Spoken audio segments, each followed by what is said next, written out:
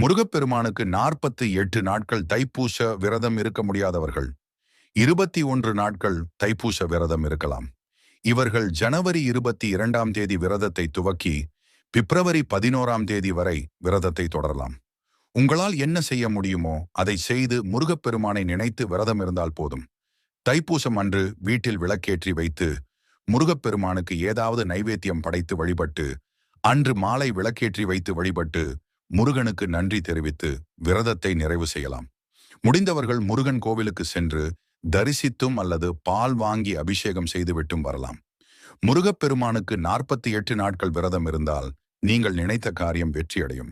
வாழ்க்கையில் இந்த 48 நாட்கள் முழுவதும் முருகன் உங்களுக்கு உறுதுணையாக இருப்பார். உங்கள் வாழ்க்கையை அவர் பார்த்துக் கொள்வார். குருவாக இருந்து உங்களை வழிநடத்தி சென்று உங்கள் வாழ்க்கையை படிப்படியாக உயர்ந்த நிலைக்கு கொண்டு செல்வார். இந்த விரதத்தை ஒவ்வொரு வருடம் இருப்பது மிக